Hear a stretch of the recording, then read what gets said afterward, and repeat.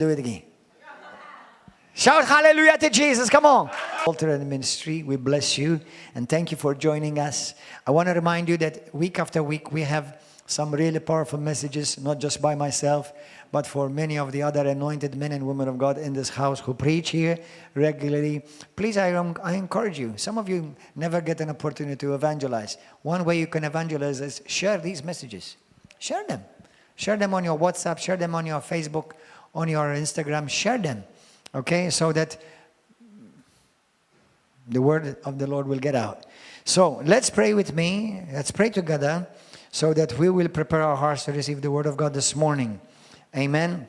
So pray this with me. Say, Heavenly Father, speak to me this morning by your word. Let your word pierce my heart. Lord Jesus, expand the hunger within me to love your truth.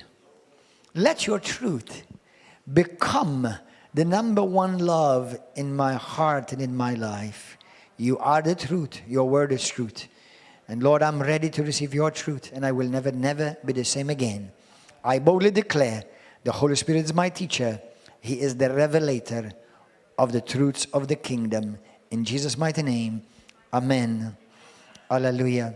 We are going to go to the Bible, obviously, and we're going to go to 2 Chronicles chapter 18. We're going to go to 2 Chronicles chapter 18 today.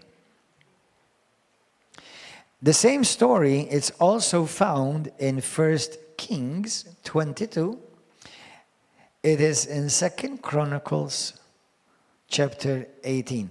I don't know offhand, in very possibly the last generation of this world. How many of you believe this?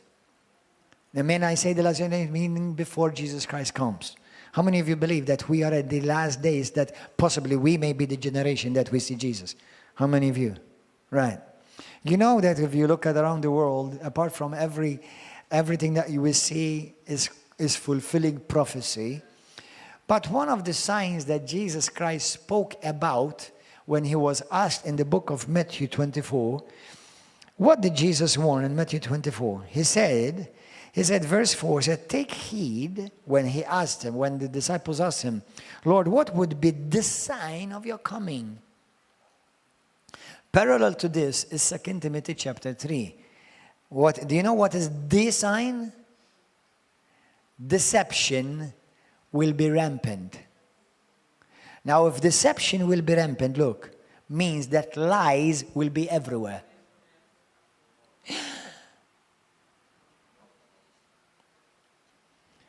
Be careful, take heed that no one deceives you. Deception will be everywhere. Facebook, Instagram, Twitter, TV, CNN, ABC, TVM, Net TV, Super One. Everywhere. Lies. A propaganda of lies. I just mentioned a little bit. I don't know if you ever noticed how many, for example, TV presenters, they say the same things, the same words exactly, as if they're programmed. Have you ever noticed that? Even recently, Kamala Harris, she was Chameleon Harris. You know, Kalamayonta Harris. You know, every time she would speak, she would repeat the same story. Let me tell you something. When you repeat the same lie over and over, it becomes the truth. If any American is watching, may God deliver you from the spirit of Chameleon Harris.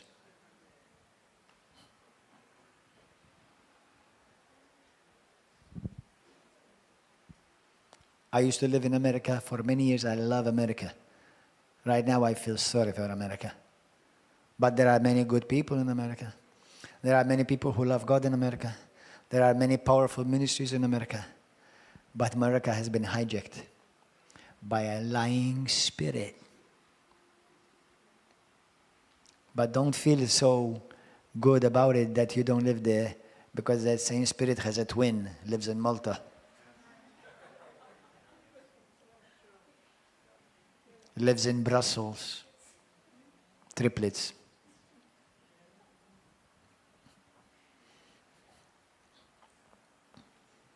We have been hijacked. Now, when I say we, I'm speaking general, because truly, anyone who loves Jesus, truly loves Jesus, and loves the Word of God, you have not been hijacked by the spirit of lies. You are the only people who have the truth, actually. So, when I say we, it's a general statement. Specifically, I'm not talking about the Church of the Living God.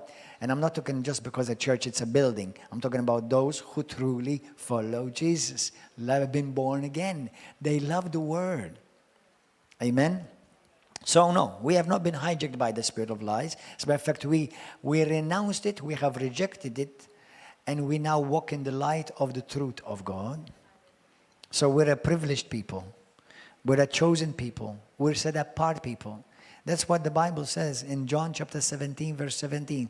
Jesus said, praying to the Father, Father, I pray for these disciples, the ones who will follow me and those whom I've sent to preach the gospel.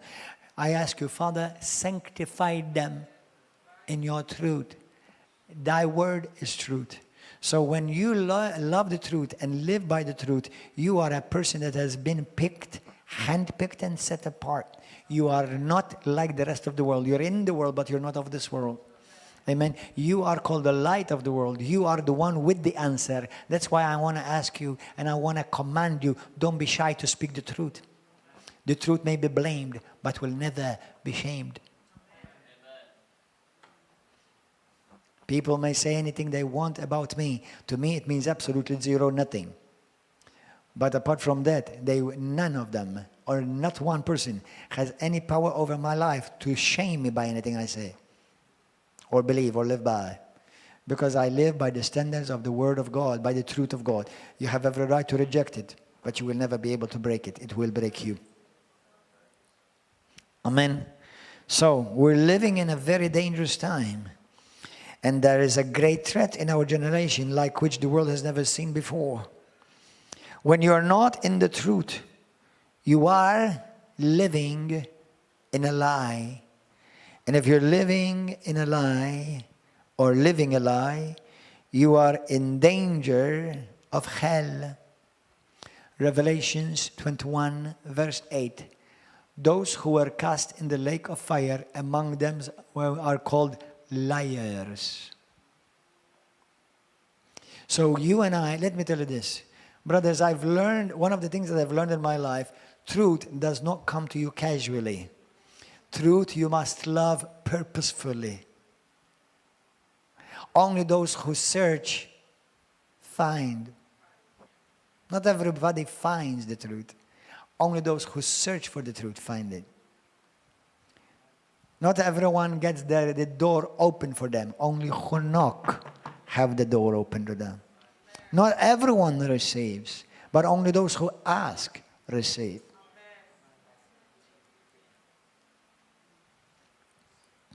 And for you, as I like to say it, for those of you who've heard me for the first time today, if you want to know the truth, you know how it starts by knowing the truth? By beginning to hate lies. You cannot love the truth, and you're not deserving of truth unless you first hate lies.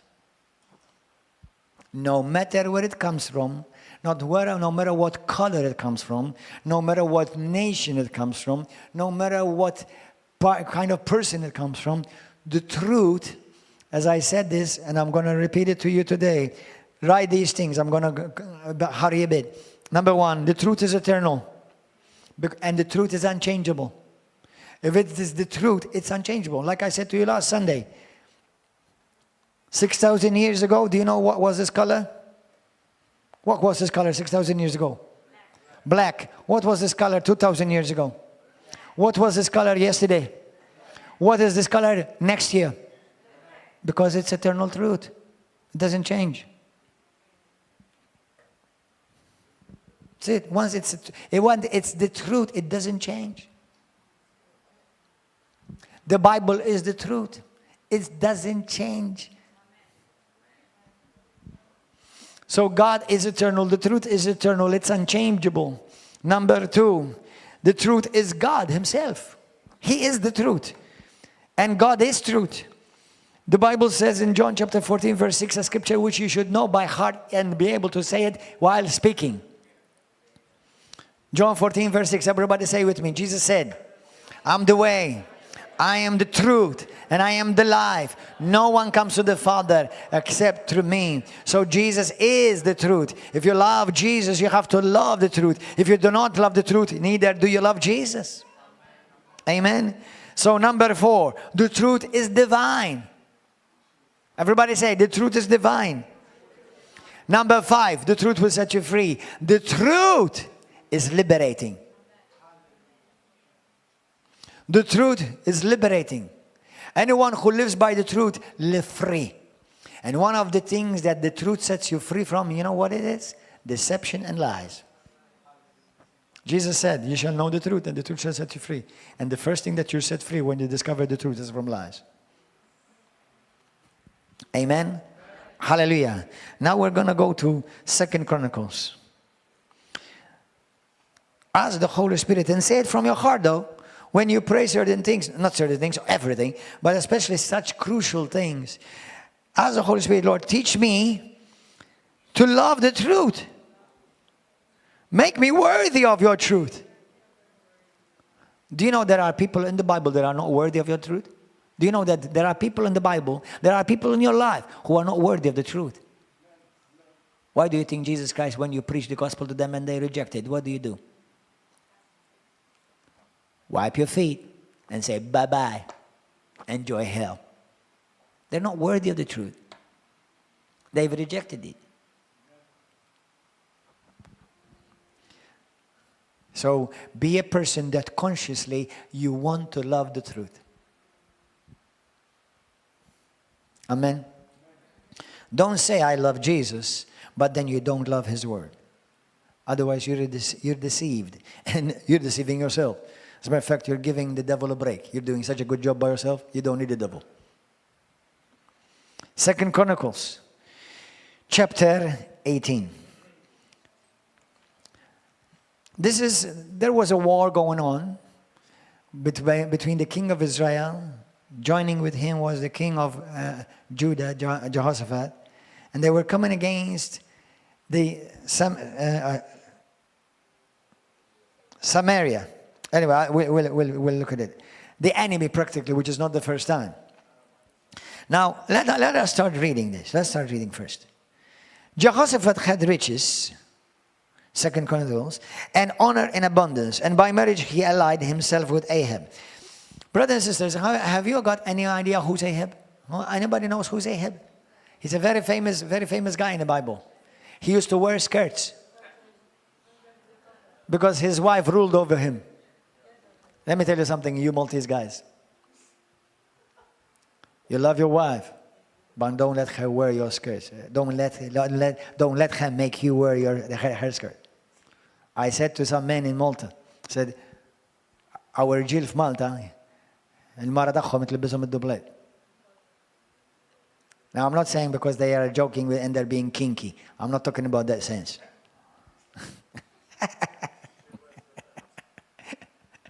Please, if you do that, don't tell anybody you do it.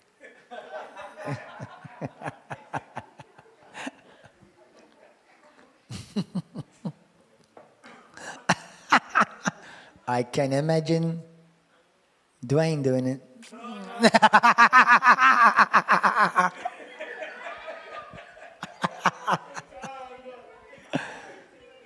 I don't know, maybe. My wife's skirt doesn't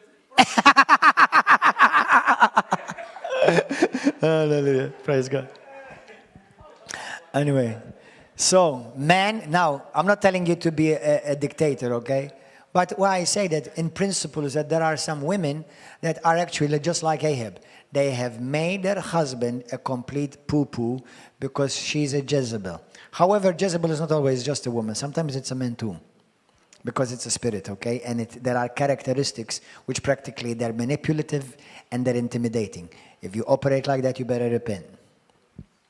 So anyway. But that's a different story, different teaching. It's important in the church. There are certain teaching I've done on YouTube. It's called Witchcraft in the House of God. There are 5 messages. Go and look at them. They will shake you up big time. They're on YouTube. They're called Witchcraft in the House of God. There are 5 different preachings. Go and listen to them. Anyway, so, verse 1. Jehoshaphat had riches and honor and abundance, and by marriage he allied himself with Ahab.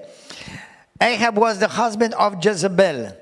After some years, he went down to visit Ahab in Samaria, and Ahab killed sheep and oxen in abundance for him and the people who were with him, and persuaded him to go up with him to Ramoth Gilead. So Ahab, king of Israel, said to Jehoshaphat, king of Judah, "Will you go with me against Ramoth Gilead?" And he answered him, "I am as you are, and my people as your people. We will be with you in the war." This was a covenant. This is a covenant type of talk, covenant mentality. They were in covenant with each other. They were both people of God, one of the north kingdom, the one of the south kingdom. Verse 4. Also Jehoshaphat said to the king of Israel, "Please inquire for the word of the Lord today." This is a good thing to do. To seek God. If you think God has called you to a nation, if God has called you to do certain things, to go to a certain company, "Lord, is this your will? This is what you want from me?" That's a good thing. Because not everything that looks good is God. I'll give you one powerful phrase. Write it down. Many people miss God's best because they settle for good. The enemy of good is not bad. The enemy of best is good. God has the best for you, not just a good thing. He's got the best thing. So don't settle just for a good thing. Just like you don't settle for a good guy or a good girl. You settle for the best that God has for you. Now, when I say best, not perfect, because perfect nobody is in the world. Okay? But there is, some people, actually my son this week, I know I'm taking a bit of a rabbit trail, but in Malta we love rabbits. Anyway. Especially with the stew and potato and oh, that sounds nasty. Actually, I don't like that stuff. I feel sorry for them, but it's useless feeling sorry after he's dead. So I might as well eat him so he go to heaven. At least he is. But my son asked me, "Daddy, how many?" We were talking of me and my sons. We have a wonderful, glorious relationship. Thank God for both of them. So we're talking about, is there only one woman, only one man for you? Well, if you're a man, only one woman. Hello, okay. And if you're a woman, only one man. All right. So let's get it cleared up in this confused generation. So, but I believe now you may disagree with me, and you're entitled because this is not doctrine. But I believe there are certain women that can fit me. When I say me, that means fit me as an individual. But only one is perfect for me. Not that she's perfect, but one is perfect for me. I mean, there are women that loved me in my life, and they were cute and they liked it, but they were not good for me for what God has called me to accomplish. Okay? So, and even you wives, even if you women, if you're looking for a man, don't just look for somebody who just comes to church. Make sure if you have a heart to serve God, that he wants to serve God too. Because let me tell you something, if you want to serve God and he just wants to have a good job and, he may not be the right one for you. I've had girls which were very pretty and they were godly. Nothing bad. We didn't do anything bad between us. Okay? But for example, I remember one of them. She said to me, "I like you, I love you, and I fancy you." She said to me, "But I don't want to travel. I don't want to be in ministry. I just want to be, be a mama and be at home and go to church." She said to me, "I know that you're called to go to the nations." I said, "I can't." Actually, thank God that she was honest. Thank God that she was honest. I mean, as far as looks, I liked her. But as far as calling, she wouldn't work. She wouldn't function with me. And let me tell you, for you to function with me, you have to have double grace and double anointings.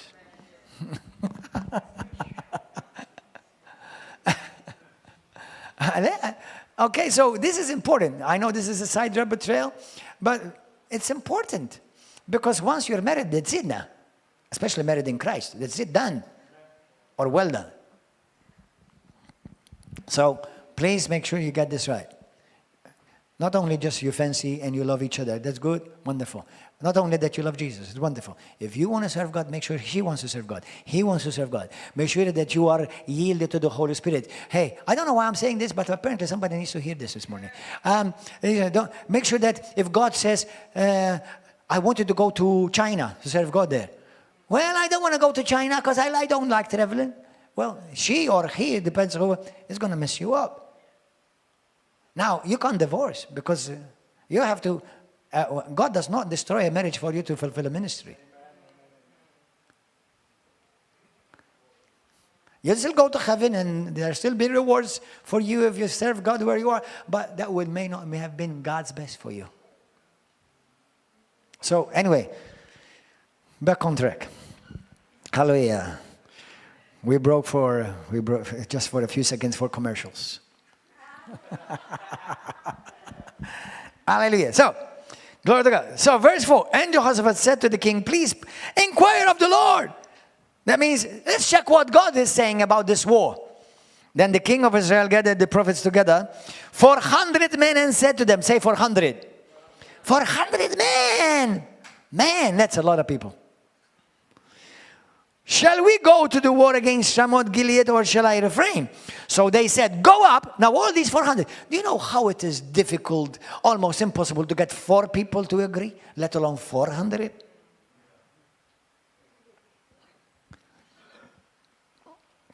Let me tell you something. When something doesn't seem right, it's most probably because it ain't right. Let me say that again. When some things don't seem right, it's because the Holy Spirit is indicating it ain't right. Something is fishy. So all these 400 prophets, they said to Ahab, go up, for God will deliver it into the king's hand. But Jehoshaphat said, hold on, something is fishy here. Because then he said, is there not still a prophet of the Lord here? Imagine he says this in front of 400. What an insult. That we may inquire of him. Now, you know why? Let me tell you something. Listen to me, everybody of you, look at me. Look at me. Look at me. Ladies and gentlemen, look at me. I'm waiting for all of you to look at me. There are still some people talking. I'm not going to go preach before you all look at me. Some of you are not listening. I'm waiting for you to look at me. You at the back. I want you to look at me. Do you know why this is important? Because many people measure truth by numbers. If there's a great number, it must be the truth.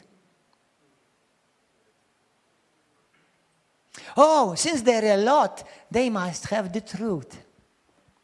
Now, believe me, Jesus loves numbers because every number is a soul.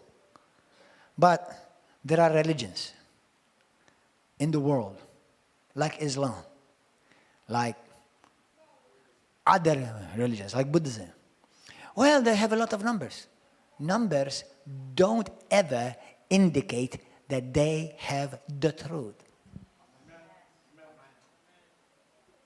So many Christians, do you know how measure the truth? Look at, now listen, thank God, we are a few hundreds in this church. And thank God, I am grateful. And we want numbers, but not at the cost of the truth. Not at the cost of the truth. And let me tell you something, there are many churches which are filled, or buildings which are filled, because they go there because they get told what they want to hear. Somebody said to me some time ago about Roman Catholicism. Now, I do believe, I want to be balanced and I want to be gracious in this area. Not everything I'm balanced. Sometimes I'm very... But I do believe there are Roman Catholics who love Jesus and they're going to go to heaven if they have Jesus. Not because they're Roman Catholics. That's because they have Jesus. But Roman Catholicism has a lot of errors. And somebody said to me, but there are over, how many? Like 1 billion, like 1.3 billion? How much? Well, so you're telling me 1.3 billion are all wrong and you're the right one? That's exactly what they said about Jesus. Now, I'm not the right one, okay? Jesus Christ is the right one. And all you need to do is just have a little bit of common sense, have a brain left, and just read what he says and believe it.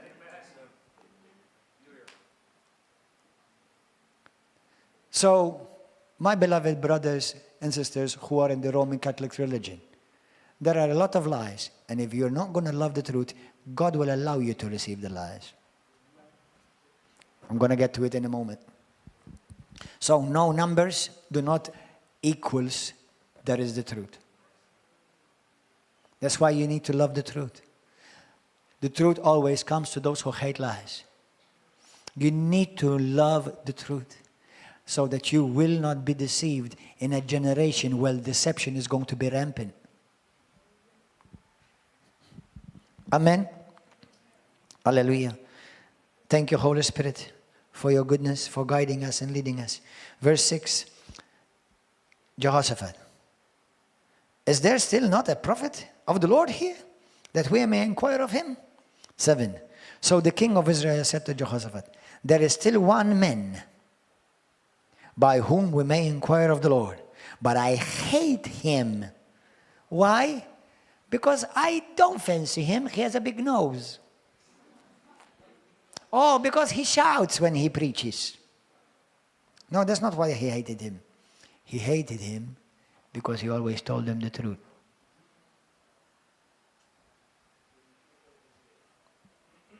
But I hate him because he never prophesies anything good, that God loves me the way I am. And God made me the way I am. He never tells me that. He always tells me that, I need Jesus, and I need to repent, and I need to be born again. And I'm going to hell if I don't change. Well, you see, he doesn't say anything nice. Then don't change. God made you the way you are. And no, you're not going to go. Of course you're going to go to heaven, for sure, no problem. Isn't that what you want to hear? Then you just heard it.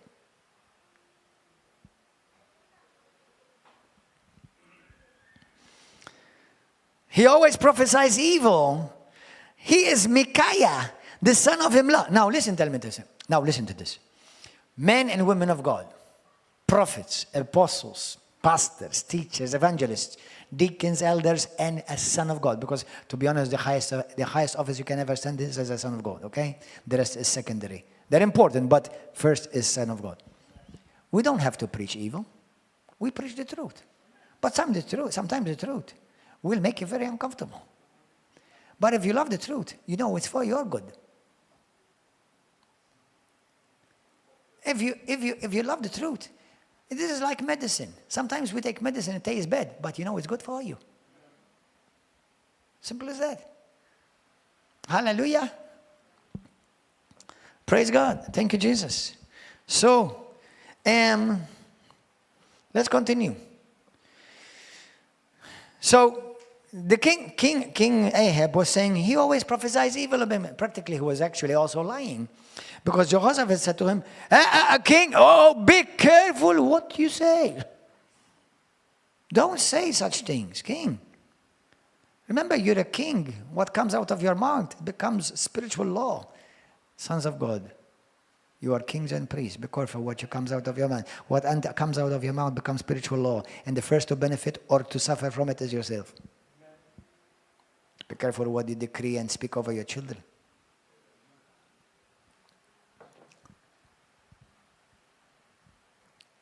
That's another teaching. Very important one.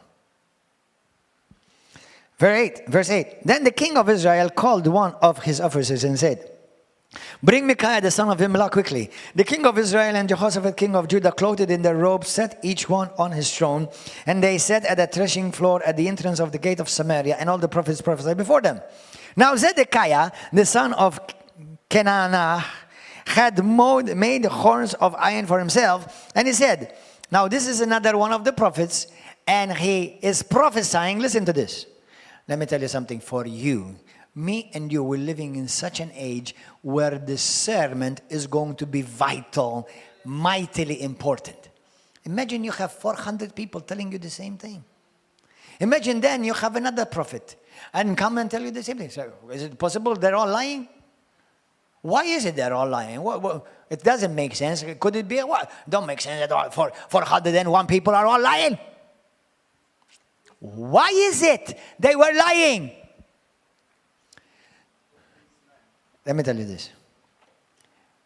No, nothing happens for nothing. To give you a sneak preview, is all of this began because the heart of Ahab hated the truth. And God gave him what he wanted to hear.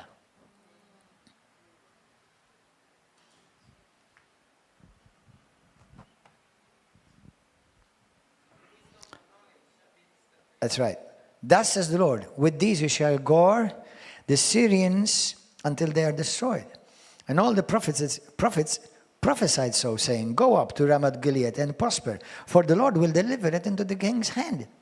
Then the messenger who had gone to call Micaiah spoke to him, saying, listen now, look at this. Look why they were all lying, speaking lies. Look, the messenger, he is speaking on behalf of the king. Now listen, the word of the prophets, with one accord, encouraged the king. Practically, they're all saying the same thing. He said, don't come yourself and say something different.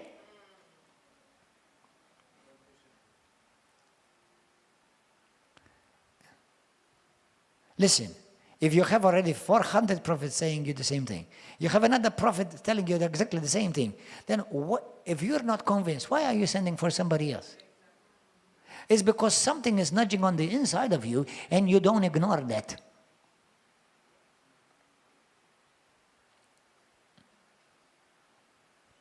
Therefore, please let your word be like word of one of them and speak encouragement. In other words, tell him what he needs to hear. Don't make him feel bad. And Micaiah said, listen to this. I don't know if you've ever noticed this. A man of God, under the anointing of God, and I'm not telling you to use this every time and every time you speak, may tell you something to mock you, and he will not be sinning.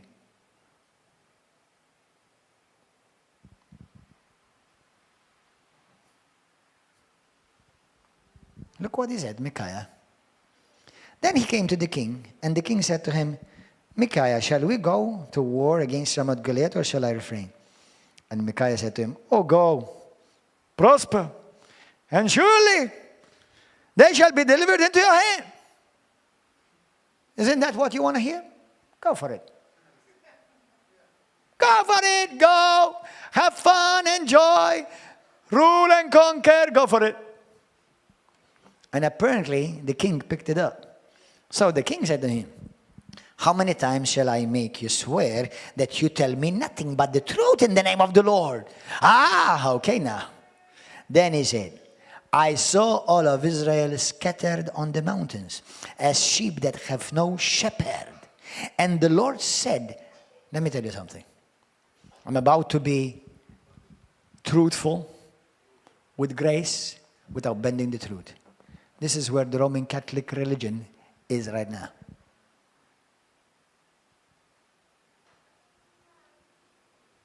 Do you know there are prophecies that Rome will be destroyed? And they are made by Catholic prophets, not evangelical or Protestant or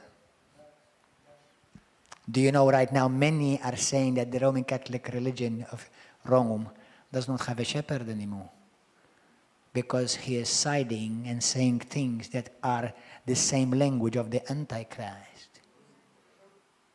And if the head stinks, so does the rest of the body. Why do you think Jesus tells you, come out of her, my people? The rest you can stay, but my people come out. Revelations 8 verse 4.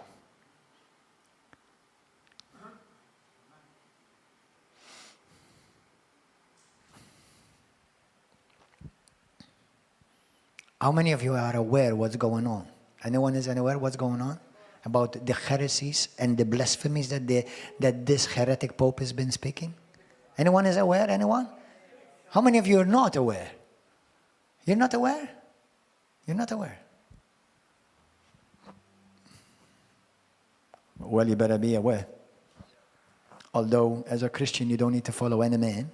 You love man, you respect authority, but you don't follow anyone. You follow Jesus. Then he said, I saw all Israel scattered on the mountains as sheep that have no shepherd. And the Lord said, these have no master. Let each return to his place, house in peace. And the king of Israel said to Jehoshaphat, did I not tell you? He would not tell me what I want to hear. That's exactly what it means. But he will only speak evil. You see, the thing is this. Truth sounds evil with those who love lies. Thank you. That's what hate speech is. It's not because it's hate speech, it's because they hate the truth. So they hate the speech spoken in the truth. And now they call it hate speech. You say hate speech. You say that's hate speech. Hate speech. Let me tell you something. Do you know what you say is hate speech to me? I hate your perversion. I hate your corruption. And not Gordon Joe Manchè, God Almighty. Some people say, well, they're offending me. Do you know, you're offending me. So deal with it. Since you don't care about offending me, I don't care about offending you either. Since you want to offend a bunch of people, children, young ones, innocent ones, families, God himself, you don't care about offending them. So why should I care about offending you, especially with the truth?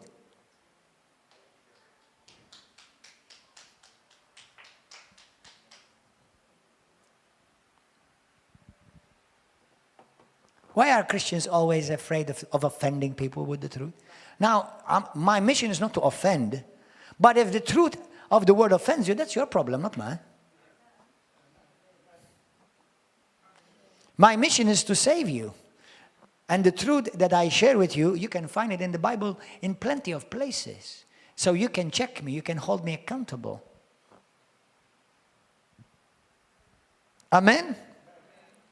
Hallelujah. Now listen to this, because this is exactly what's happening to this generation. And Micaiah said, therefore hear the word of the Lord. This is what God is saying about you, Ahab. I saw the Lord sitting on the throne, and all the hosts of heaven standing on his right hand and his left. And the Lord said, who will persuade Ahab, king of Israel, to go up, that he may fall at Ramoth Gilead? So one spoke in this manner, and another spoke in that manner. Then a spirit, a lying spirit, came forward and stood before the Lord and said, I will persuade him. And the Lord said to him, in what way? So he said, I will go out and be a lying spirit in the mouth of all his prophets. And the Lord said, you shall persuade him and also prevail, succeed. Go out and do so. Therefore, look, the Lord has put a lie. The Lord. It doesn't make sense. The Lord. Yeah, the Lord. The Lord sent him a lying spirit. But the Lord heard the invitation, heard the cry. What did he see? He saw a heart that hates God, hates truth. So you want lies? Let me send you exactly what you want. Lying spirit. Go and deceive all his prophets. Because this guy does not have a heart for the truth. He hates me. He hates the truth. Give him what he deserves. Let me tell you something. If you get what you deserve, means you're under the judgment of God. If you get what you want to hear, you mean you are now under the judgment of God Almighty.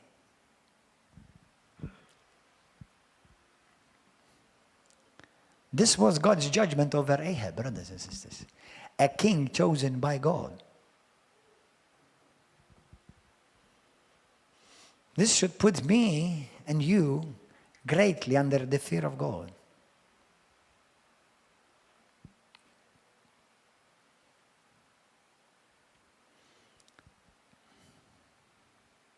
Therefore, look, the Lord has put a lying spirit in the mouth of all these prophets, all of them.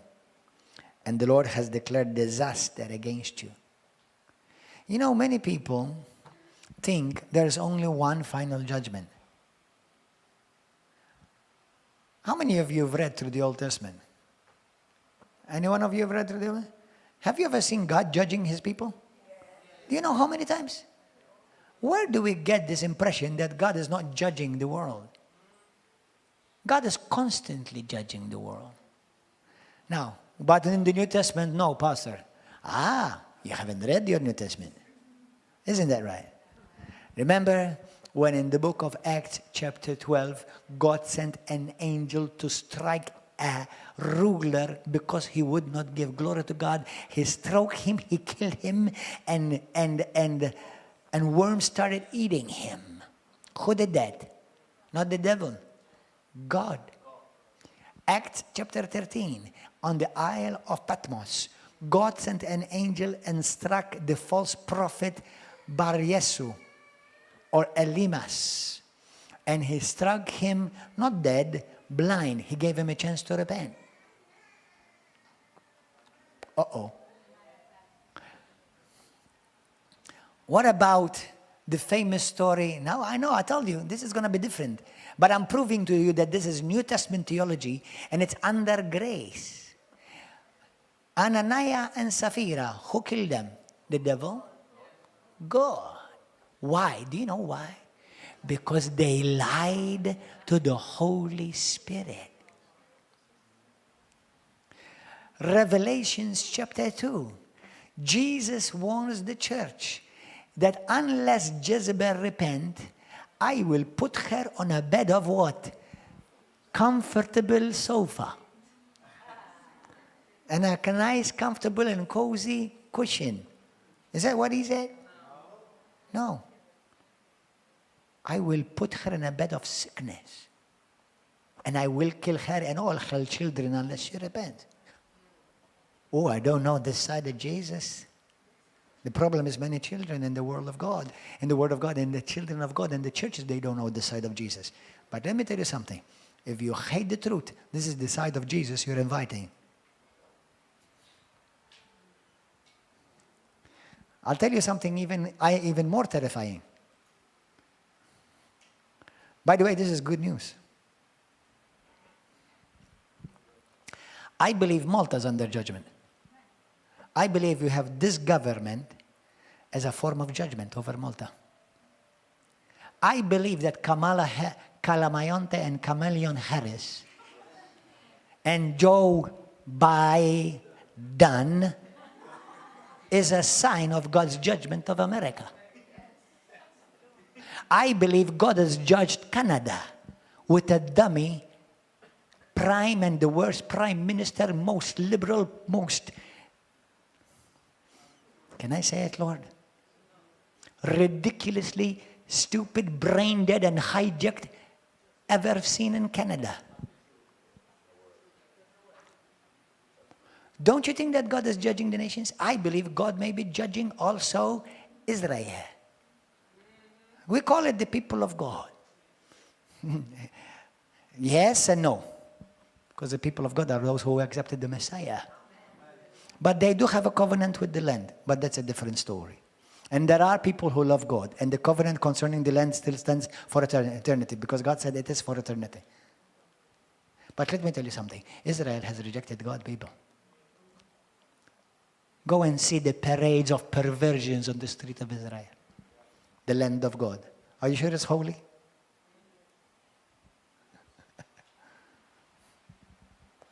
God is judging the world, brothers and sisters. Do you think that, don't you read the scripture?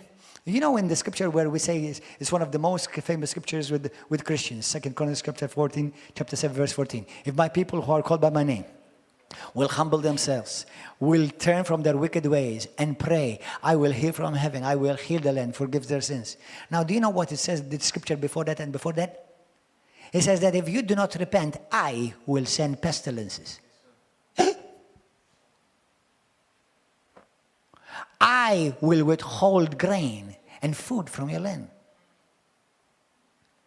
Not everything in the world that happens in the world is the devil. And neither everything that happens in your life may be the devil. Because if you're hard-headed, if you're arrogant and prideful, because if you don't love the truth, you're arrogant and prideful, then God will try to convince you some other way. He will show you another part of Jesus that many of us don't wish to meet. But if you love the truth and you constantly keep yourself in check, that's what the Bible says. Check if you're in the faith.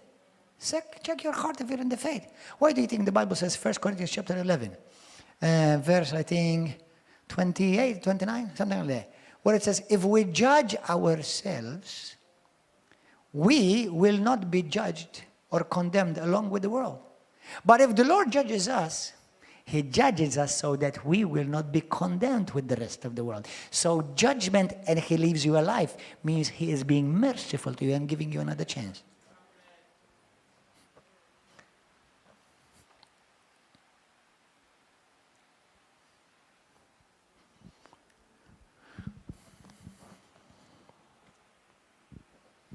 How many of you ever heard a preach like this? Lift up your hand. Be honest. Don't lie. Remember this. Apart from yesterday. Is this Bible? Is this New Testament? New Covenant? Under Christ? Under grace? Many people think that grace is down, that you can do whatever you want. No way. When I was an immature Christian, I used to do that. When I was in the beginning steps of my walk with God. I realized that now grace means a supernatural ability of God working in you, helping you accomplish that which by yourself you can't do. That's why He gives you grace, so that you can do it. That's why it's now we no longer have any excuse. And those of us in pulpit, why do you think the Bible says, be careful, those of you who teach the word of God, for you shall be more strictly judged. But don't feel so comfortable, you who are living, staying and sitting on these wonderful, comfortable chairs. Because you're just as judged by the truth that you know. And now, I've messed you all up, you know.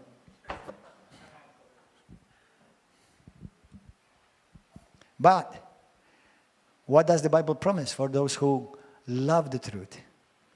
They will walk with God. God will know them. God will love them. If you love God, you will be loved by God. Do you know that you're loved by God? Do you love the truth? Then you're loved by God. Not just He loves you, He cherishes you. John 17:17, the Bible says that because of His truth, He has set you apart for Him. Are you okay, boys? Are you still here? Do you still love me? You better. Amen. I still love you, but I love Jesus more than anything and anyone. It's. Do you know how often I think about that day? That one day I stand before Him. Do you know how often I think about it? Almost every day I think about the day that I have to stand before God. That's why every day one of my prayers is, Lord, if I'm doing something wrong, show me. Lord, if I'm saying something wrong, show me. Now, I do wrong. Not on purpose. I make mistakes because I'm not perfect like none of you. Okay, so I have my challenges too. I have to overcome things just like you do too. But I have no excuse. None of you have any excuse. And God is not after you to hurt you or harm you. Especially when your heart is always inclined toward Him. Lord, what is your will? Show me. What do you want from me? Lord, if I messed up, sorry, forgive me. He's not.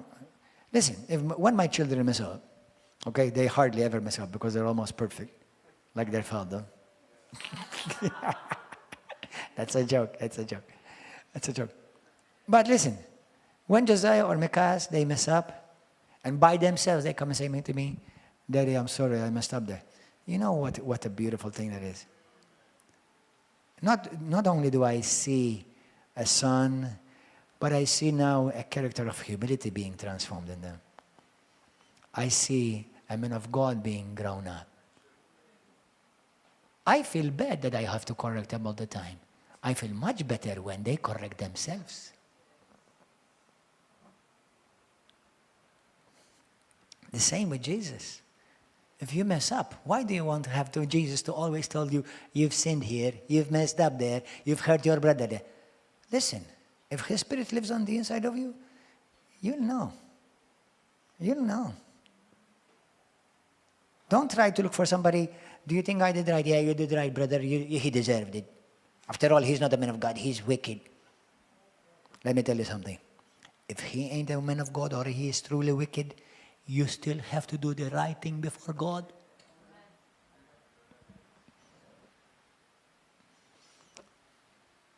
Even if your wife or your husband did you wrong or hurt you, you still have to do the right thing. God is not going to say to you, well, you know what? I'm glad you gave him that. Actually, you'd have hit him even harder. No, God is not going to do that because God is not in favor of vendetta. But what He wants is that, son, I know he's hurt you. Forgive him, bless him, and do good to him. Do good to him? No, Lord, no. Oh, yeah. Because by doing good to those who hurt you, you will keep your heart pure. That's why be careful how you speak, King. Because the way you speak may corrupt your heart.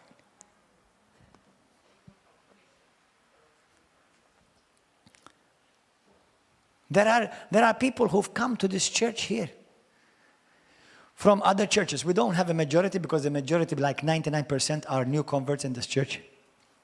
But we've had some who've come from other churches. Always. We don't even have one in this church that have come here out of rebellion or out of wrong attitude or because they have a disagreement or have an argument and I come here and I hug them. Oh, come, brother, we welcome you here. Here we love you, you know. No. No, listen. Go and make things right with your pastor. And if you're going to leave, you have to leave with a blessing. Because it's very easy right now to look at your pastor and looks ugly at your face. But don't ever forget the many times he was patient with you, he put up with you, he helped you. So go and make things right. And don't leave unless he sends you with a blessing. And if you're in a good church, you don't have to leave. Now, if you're in some heretical church, run. But even if you run, you still have to run with integrity. Do you understand? If I'm going to run out of a church, listen, I was Roman Catholic. Now I don't have a Roman Catholic bone in me anymore. But I still love my Catholic friends. I still love the priest. I don't want to hurt them. There are some of them that I can name by name that have done things that are very scandalous in front of me, in front of God, and in front of a whole nation. I'm not going to expose them. Not only will I hurt them, I will hurt the gospel. I will hurt many others. And what do I get? I get some satisfaction. Yeah, they deserve it. No. If I feel like that, if you feel like that, check your heart. You're about to be corrupted.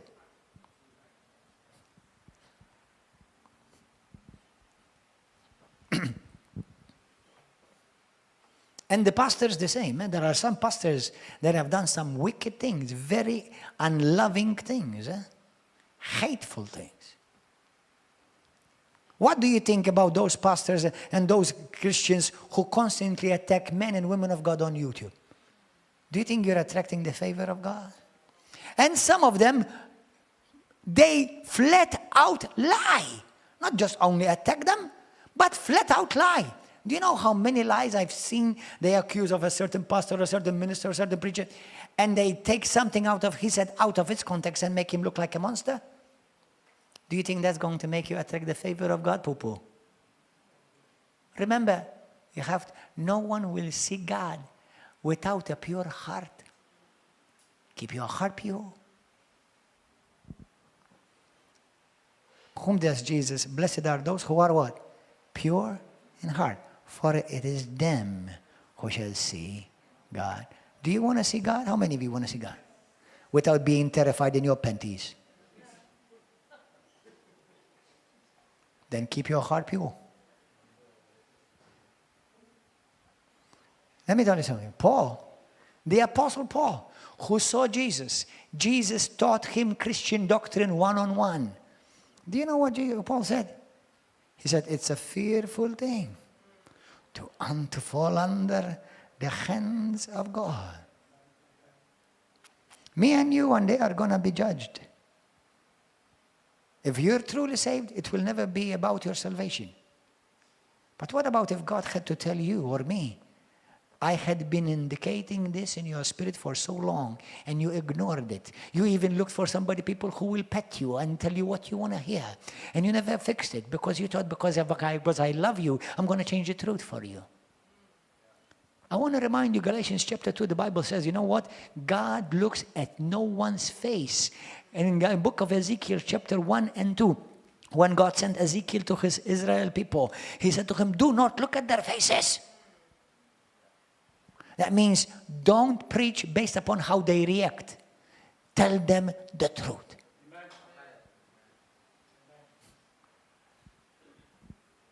Now, I'm not telling you to be cruel. We preach the truth in love, but you never change the truth for love. Because then it will neither be love nor the truth.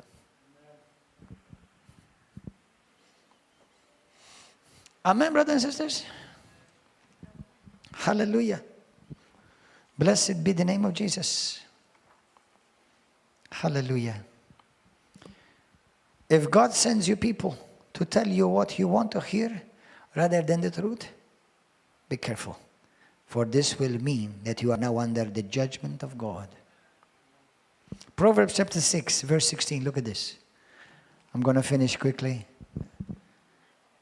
In 2 hours we'll be all done.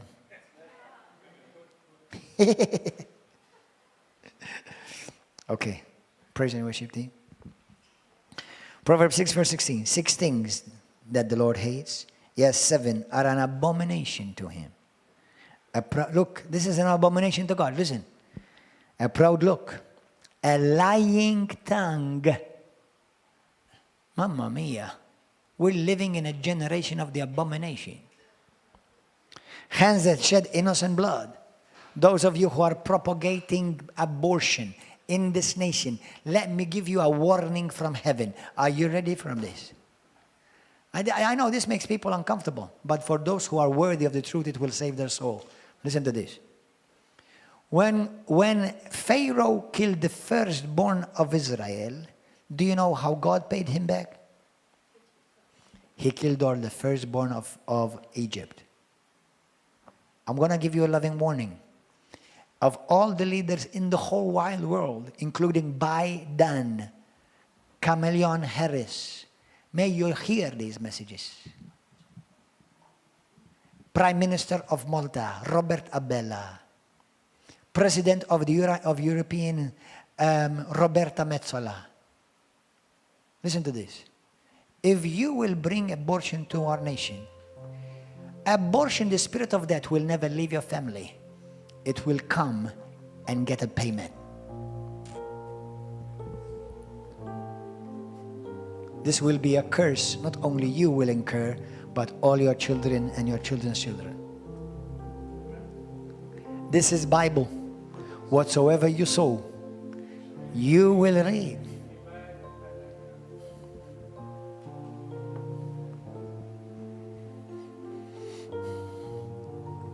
A heart that devises wicked plans, feet that are swift in turning to evil, a false witness who speaks lies.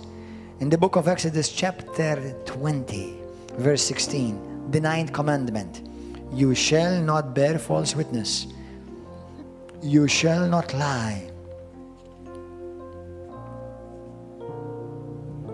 Many have consciously chosen to reject lies. Those who have rejected lies, they become worthy of the truth. But those who have rejected the truth, they have become deserving to hear lies. And a lying spirit now has taken over their lives. In the book of Acts chapter 5, it talks about the seriousness of lying to the Holy Spirit. Ephesians 4:24, the Bible says, do not grieve the Holy Spirit. Lying is you grieve the Holy Spirit. Don't live a life grieving the Holy Spirit. Some Christians lie to themselves. I spoke a bit about it last weekend. Be careful what you speak about yourself. If it's not what God said, if it's not what God has decreed, you're saying the opposite. Be careful what you say.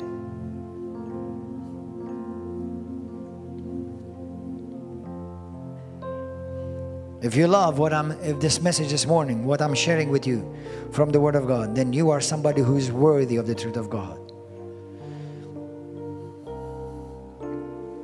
Go to the book of 2 Thessalonians and Romans chapter 1. Look at this, because the same principle of 2 Chronicles 18, 1 Kings 22, it's also found in the book of Thessalonians, 2 Thessalonians chapter 2. Look what it says. Verse 9.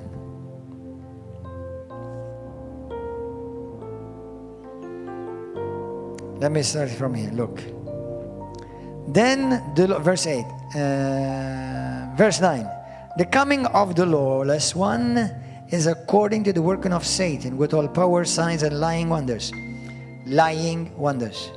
And with all unrighteous deception among those who perish, because why do they perish? Because they do not receive the love of the truth, that they might be saved by it. And for this reason, look at this. God. This messes up the theology of many, including mine. Because I always blame the devil for everything. Now remember this. If you're a Christian seeking to live out for God your life, this does not apply to you, okay? Because you already love the truth and you're seeking to live in the truth. These scriptures are for people who are under the judgment of God. I'm not under the judgment of God. The Bible says in John 5:25, it says, I have passed out of judgment into life. I'm no longer being judged. Now, I have to constantly check myself. Yes. And if you live like that, then you don't need to be afraid of the judgment of God. But I want to remind you, God the Father is not Father Christmas. He's not ho, ho, ho. He's holy, holy, holy.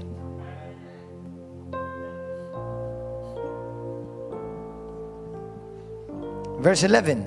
For this reason, because they hate the truth, God will send them strong delusion, that they should believe the lie, that they all may be condemned who did not believe the truth, but had pleasure in unrighteousness. This is the generation. They love unrighteousness. They love wickedness. And do you know what Romans chapter 1 says? Go there. Romans 1. Are you okay, boys and girls? Are you still alive? Are you still breathing? Hallelujah.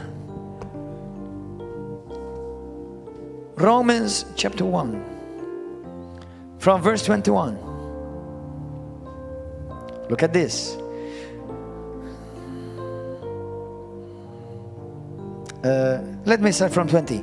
For since the creation of the world has His invisible attributes are clearly seen, being understood by the things that are made, even His eternal power and Godhead, so that they are without excuse, because although they knew God, they did not glorify Him as God, nor were thankful, but became futile in their thoughts, and their foolish hearts were darkened.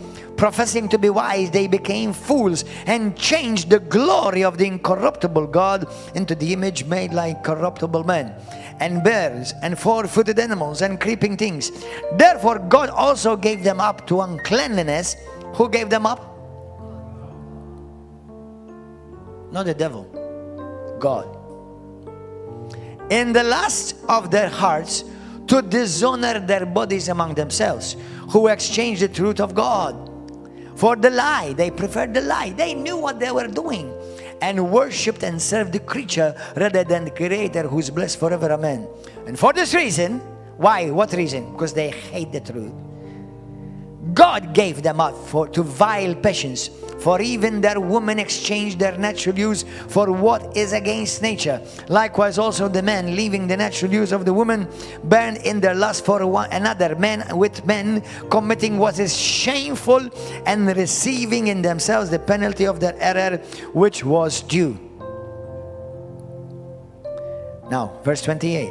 And even as they did not like to retain God in their knowledge, God gave them over to a debased mind, to do those things which are not fitting, being filled with all unrighteousness, sexual immorality, wickedness, covetousness, maliciousness, full of envy, murder, strife, deceit, evil-mindedness. They are worshippers, backbiters, haters of good, violent, proud, boasters, inventors of evil things, disobedient to parents, undiscerning. Undiscerning. When you hate the truth, you became blind. You start believing your own lies. Untrustworthy, unloving, unforgiving, unmerciful, who, knowing the righteousness of God, that those who practice such things are deserving of death, not only do the same, but also any one of those who practice them, and approve of those who practice them. Approve. Brothers and sisters, let me tell you something. In this church, we have about 30 people that came out of the LGBTIQ lifestyle. Lesbians, gays, transsexual, transvestites. When they come here, we love them, we love on them, but we tell them the truth.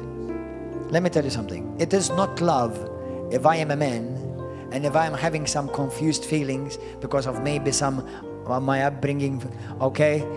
It's not love for you to tell me, well, if you feel like a woman, then you must be a woman. You're a dummy. Your mind, as the Bible just said, is hijacked. You're brain dead. You don't love me if you tell me I feel like a woman, you tell me I'm a woman.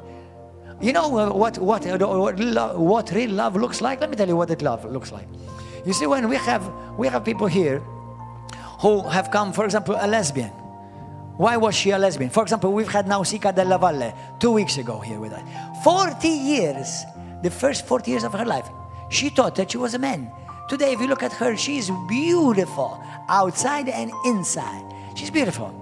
Do you know, for 40 years she was taught, and she was told she was abused physically, sexually, and she thought she was a man for 40 years. At the age of 40, she gave her life to the Lord. Today she's 54. She serves God. God uses her with seeing people delivered, healed, and God uses her mightily. When one sister came to me, and she looked like a boy. As a matter of fact, the first time she came, he said, tell him to come in. Who that boy? Another time, another one came during the ladies' meetings. One woman, obviously dressed as a man, thinking that she's a man, she came to the lady, and they told her, excuse me, brother, this is a ladies' meeting. She said, oh no, I'm a lady, I'm a woman. Do you understand? Today, they look like beautiful women. But do you know what we did? We didn't beat them on their head. We loved them. We told them the truth. And this is one of the things I asked them. Tell me about your past. Tell me what drove you like this, to make you this way. Do you know 70% of people in the LGBTIQ have been sexually abused and molested when they were children. Another huge percentage have been brought up without a father figure. They have had no father figure in their house. Fathers abandoned them. Either brother molested them. Mother had many boyfriends. The boyfriend of the mother molested the daughter. These are the stories that you hear from almost the greatest percentage in absolute of their lives. And then you go and tell them, well, yeah, you are a woman. You want to believe you're a woman? Okay, you're a woman. You're a dummy. You're deceived. You have the devil. And you're not setting them free. You're giving them in more bondage. You're not helping them. And because you're a coward, then you don't tell them the truth. Anyone who loves you will tell you the truth. Let me tell you something. This is not an LGBTIQ issue, but it could be a man issue. There are men who have a problem because they cannot stay without a woman. I met with somebody this week, a brother. Today he's on fire for God. He said to me, Pastor, I'm amazed. He said to him, for many years of my life, I used to have so many women. I used to have a girlfriend every day, every week a different girlfriend, and sleep with them and love on them. He said to me, well, ever since I became a Christian, he says, I don't know what happened to me. It's like these things listen. Every one of us is a broken poo-poo. We are broken people. And that's why Jesus is the only answer. No therapy, no theory, Jesus. So when you find somebody, whether it's a man or woman, whether issue is women or men, or pornography or drugs, let me give you a 100% diagnosis. They are a broken people and they need the love of Christ and the truth of Christ. Listen, the truth cuts you. The love heals you. It's like an operation. The truth is like a knife, a sword. It cuts. It's painful. But now, let the love of the Father close up the wound. And let us fill your heart with the love of the Father. Now you can know that God did not make a mistake. When you were born a baby, God loved you. He had a destiny to give you a mighty, bright future. And today you're a beautiful woman, just exactly as God has intended you to be from the beginning. Now today you're a handsome man. Look at that. Some of them today are married and have a family. Now that's a destiny to fulfill. That is why we preach the gospel.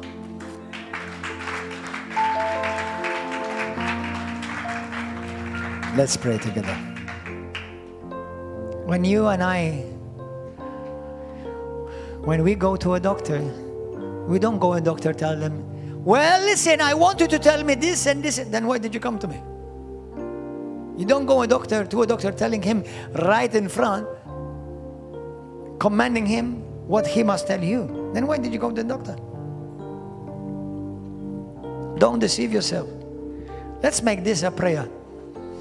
In Psalm 119, the psalmist says, verse 163, I hate and abhor lying, but I love your law, your word. Psalm 120, verse 2, deliver my soul, O Lord, from lying lips and from a deceitful tongue. Me and you have been called to be set apart. And you know what sets you apart? The truth. So let's pray. Pray with me. Say this prayer with me. Talk to the Lord right now. Talk to the Holy Spirit. Say this prayer with me. Mean it from your heart.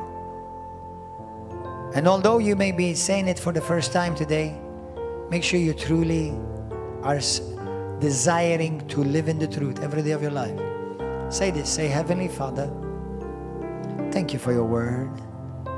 Thank you for your Son, Jesus. Teach me to love the truth, Lord. Teach me to hate lies. Teach me to love what you love and to hate what you hate. Abba, Father, from now on, I ask you to forgive me if I've ever accepted lies as a truth. I renounce every lying spirit. I renounce lies of any kind, in any shape or form, no matter where they come from. I renounce lies.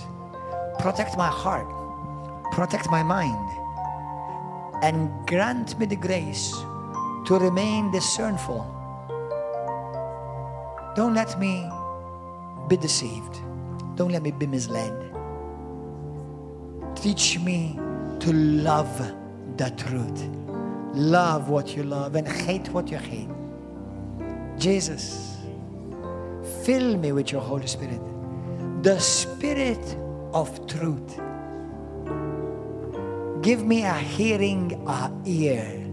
Give me a seeing eyes, so that when I see lies, I can discern them. I can know in my spirit that they are lies. I will not accept lies in my life of any kind. I'm a lover of truth.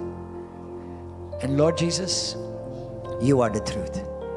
So today I confess you with my mouth, and from my heart I believe and declare, Jesus, you are the Son of the living God. You are my Savior. You are my Lord. You are my God. I want to serve you, Lord. I want to know you more.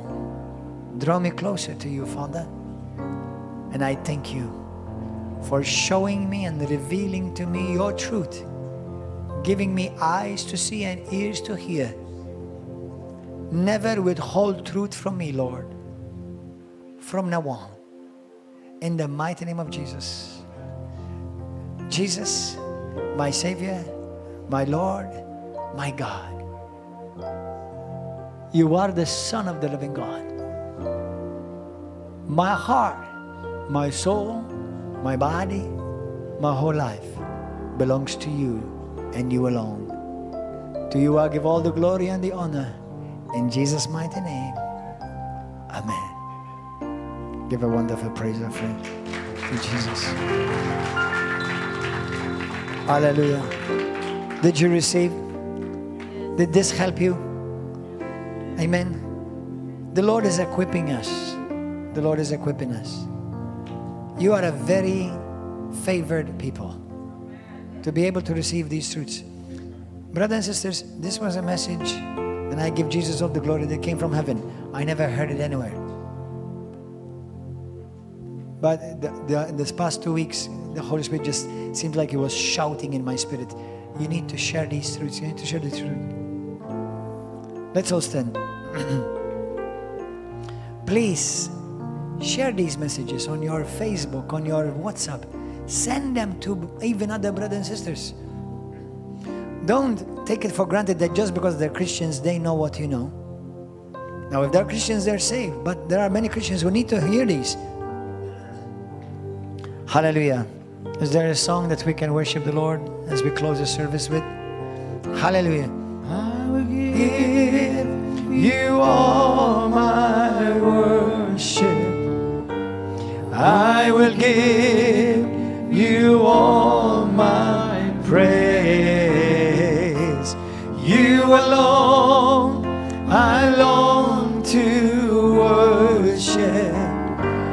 You alone are worthy of. If you are new today, I don't know if there's anybody here who have not been ever saved yet. If you've never been born again, you've never been saved, you've never accepted Jesus Christ as your Lord and Savior, and you don't know if you're surely, if you died, you're sure going to go to heaven.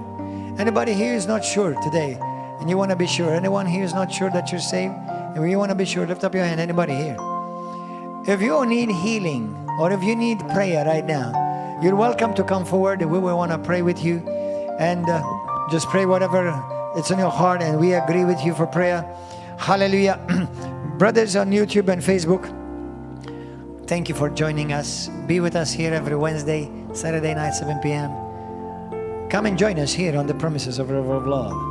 Come and fellowship with us. Come experience what happens before me preaching and after. And come and find a family in the Lord. And on Sunday morning and Sunday, we started then here, but our YouTube live streaming normally starts about an hour after the message, after the service starts. So during the weeks around 8 o'clock, on Sundays around 10 o'clock, around 11 o'clock. Other than that, please like this message, share it, subscribe to this channel, and God richly bless you. May the Lord keep you and preserve you, shine His face upon your life, and bless you with His shalom and with His truth forever in Jesus' name. Amen. God bless you. Hallelujah. Thank you, Jesus.